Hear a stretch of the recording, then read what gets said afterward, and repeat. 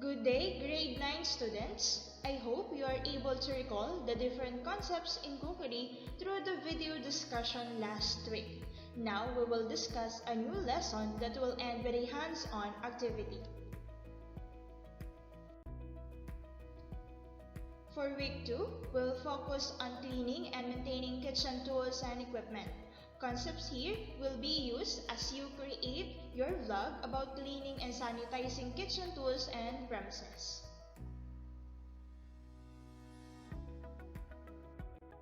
Now we have here the different concepts that you need to learn.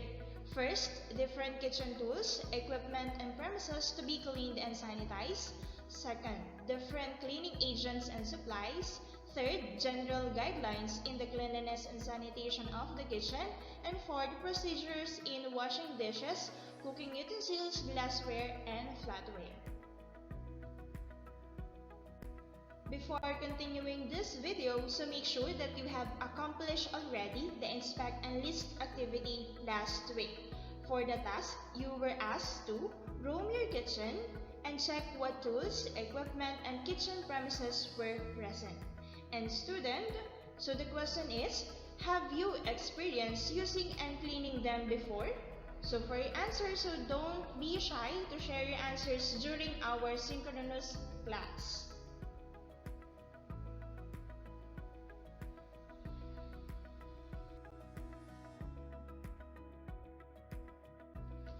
And to start, so let us first identify the different kitchen tools, equipment, and premises to be cleaned and sanitized. Did you know, students, that kitchen tools and equipment can be classified as primary and auxiliary? And to help you understand how the two terms differ, please continue watching this video. Primary cooking equipment and tools were used in heating, cooking, and defrosting, like for example, an oven. On the other hand, auxiliary cooking equipment and tools were used as an aid in accomplishing a task, like a mixer. Students, we cannot cook foods without the primary tools, but we need the auxiliary tools prior to the cooking process and to accomplish the task efficiently. Let us now recall some of the basic tools that you might need as you prepare food items for this course. And now, we have here on the screen sample of primary tools. So the first one is a range, which is used in cooking different food items, and a deep fryer, which is used to deep fry foods like fried chicken.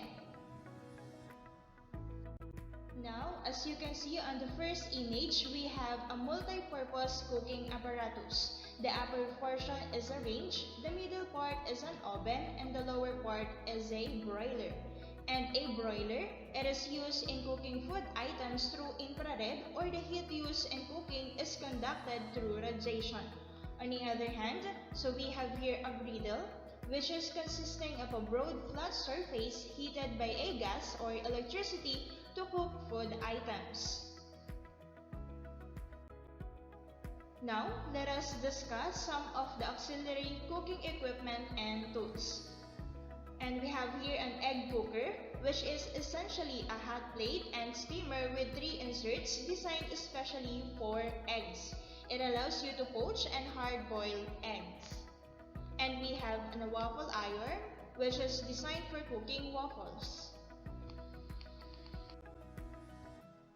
A meat slicer, also called as a slicing machine, and as compared to a simple knife, using a meat slicer requires less effort as well as keep the texture of food more intact. Then, a food warmer, which is typically a tabletop device used to maintain the serving temperature of a prepared food. And we also have the other kitchen tools and utensils. So first, we have here a colander, which is used in washing vegetables and straining pasta. Knives and chopping board. And a knives or kitchen knives is used to peel, chop, or slice raw materials, and it comes along with a chopping board wherein it is where the meat and vegetables or other ingredients can be cut. We have here tongs, which is used to pick and handle fruits. a pasta spoon, which is used to transfer cooked pasta to a serving plate, then a soup ladle, which is used for portioning and serving liquids like soup, and lastly, a food turner for turning burger patties and other ingredients. Then we have here on the screen a kitchen shears, which is used for cutting food packages and meat like bacons, and a pastry wheel, commonly used to cut pastry products and bake pizza, and a peeler, which is used for peeling vegetables and fruits, and a can opener, which is used to open cans and lids. We have here potato masher, which is used for mashing cooked vegetables like carrots and potatoes, a funnel, which is used to fill jars to avoid spills, and a grater, which is used to grate, shred, slice foods like cheese and carrots. Now we have here on the screen 4 different cooking wares, which includes first, a saucepan. And as you can see on the image, a saucepan is shallower than a stockpot that made stirring easier, and it is ideal for sauces and soup. Then we have here a stockpot, which is ideal for cooking items with large quantities of liquids like stocks. And a sauté pan, which is used for sautéing and frying meat, fish, and vegetables. And lastly, we have here a saucepan that is used or typically used for cooking sauces. Now that we are done recalling the uses of tools after you learn their classification, please be reminded of this. So proper selection and classification of tools contributes to the success of any food preparation activity.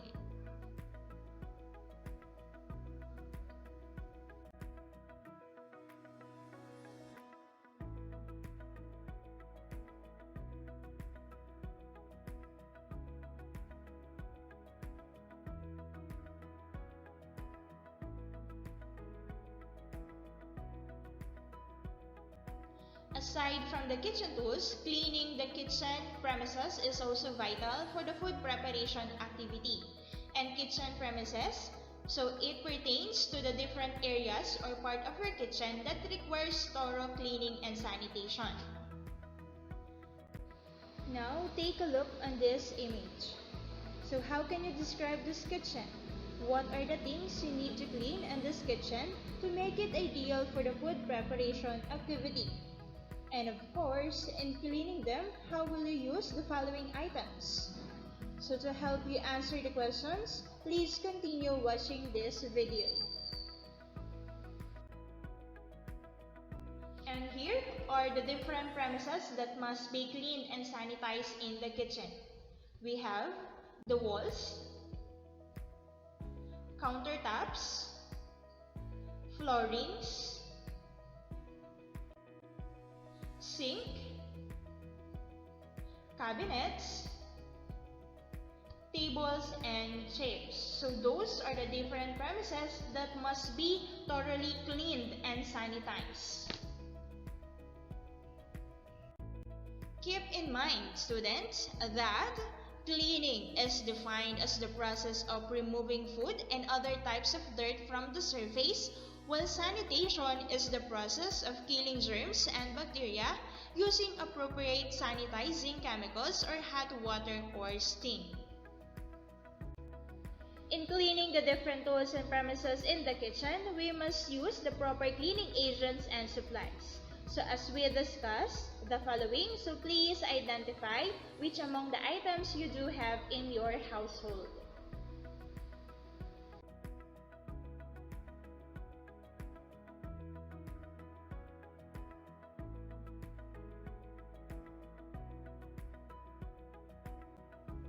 And here are the different cleaning equipment, supplies, and materials that we use in cleaning our kitchen.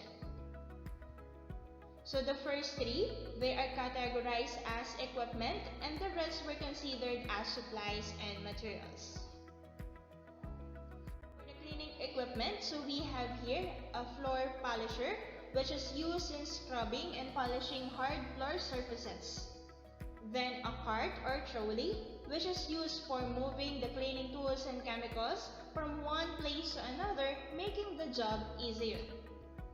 And the wet and dry vacuum cleaner, which is used to suck water to a wet surface or suck dust and dirt like in the carpets.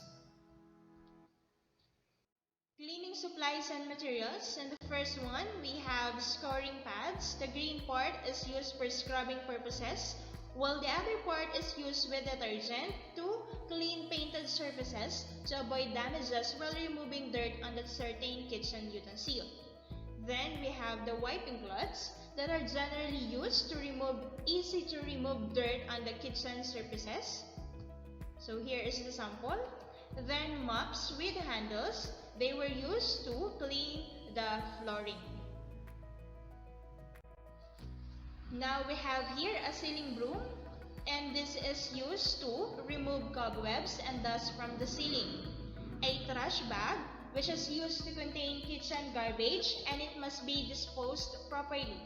And broom that is used for cleaning fine surfaces like tiles, and a stick broom that is used for rough surfaces.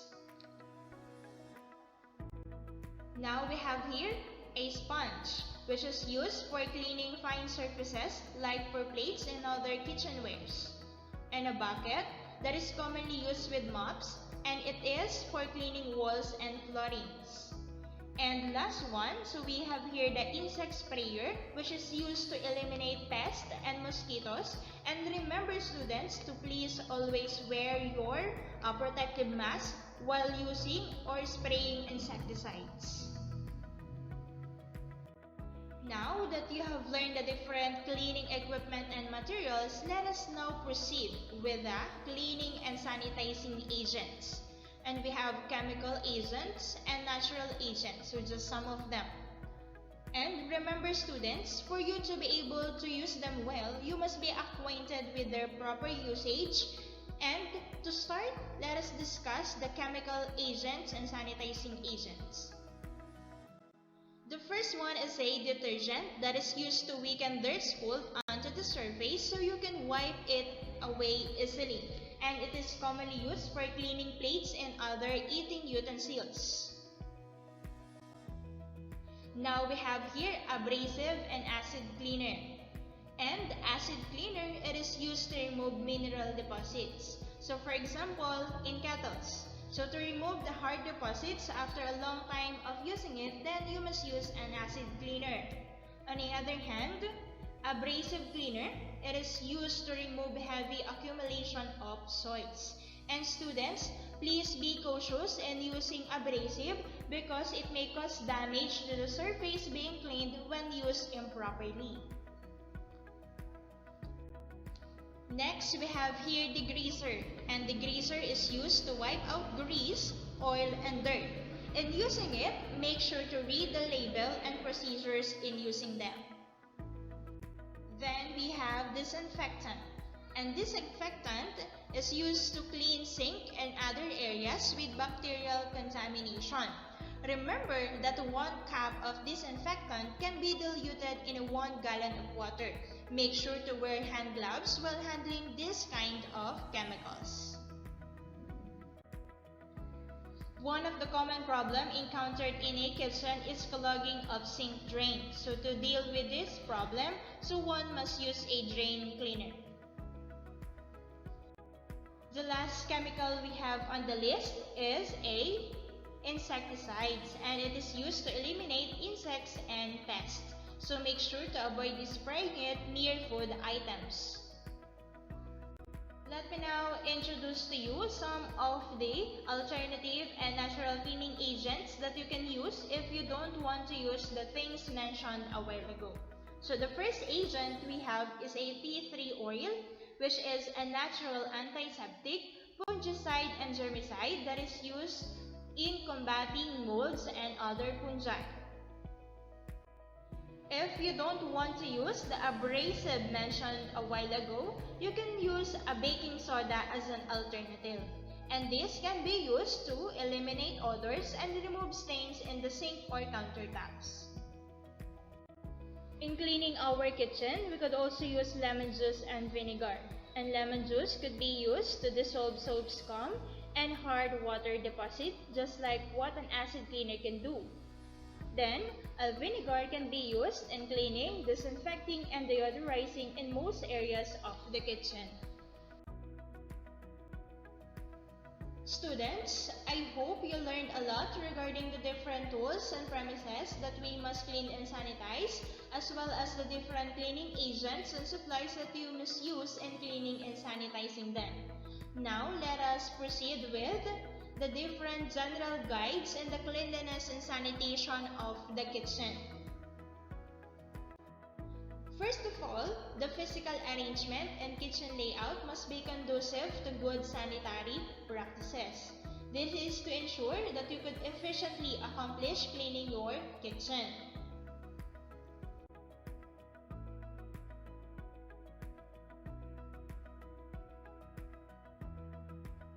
Then, dishes, glasses, utensils, tools, and equipment should be cleaned and sanitized thoroughly. Each of the things mentioned must be cleaned based on the techniques that works best with them. In this way, so the transfer of microorganism or dirt could be avoided. Kitchen floors, ceiling, chairs, countertops, tables must be cleaned and sanitized regularly. So even if the following items were not directly related to the cooking process, but leaving them uncleaned and unsanitized may still cause transfer of dirt or bacterials to a food item. Leaving them messy may also cause delay in accomplishing the task and may cause unwanted accidents. Vermin and rodents must be eliminated from the kitchen, because leaving your kitchen dirty is like inviting vermins like flies, mosquitoes, and cockroaches and other pests to stay in your kitchen. These organisms destroy foods and at the same time can cause diseases. So you could use rodent and insect-proof containers to avoid contamination due to those organisms. And remember that the key for a vermin-free kitchen is cleanliness. Disposal of garbage and rubbish must be done daily. Aside from this, make sure as well to observe proper segregation of waste. Follow the 3 R's of waste management: the reduce, reuse, and recycle. As a cookery student, having the knowledge about sanitation, you must also try to educate other people about it. It is to help them to become aware of its significance. And please, student, make sure to practice and keep in mind the items mentioned in this video discussion as part of your daily kitchen routine.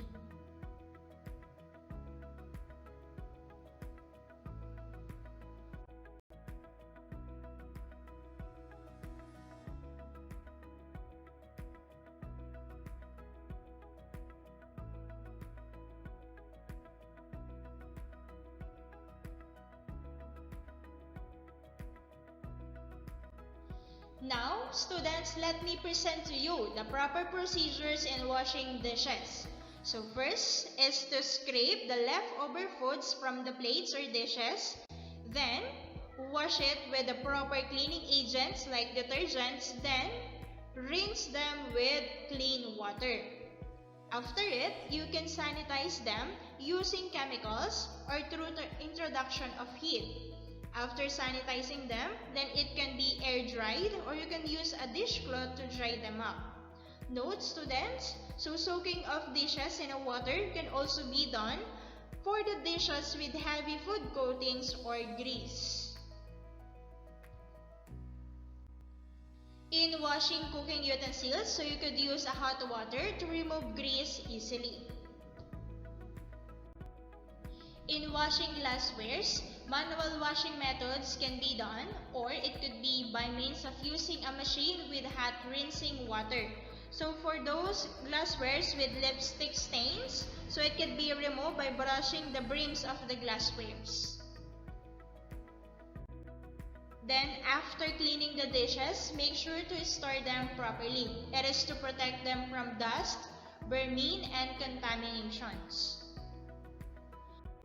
In relation to the previous slide, so please be reminded that Proper storage and handling of cleaned and sanitized equipment and utensils are very important.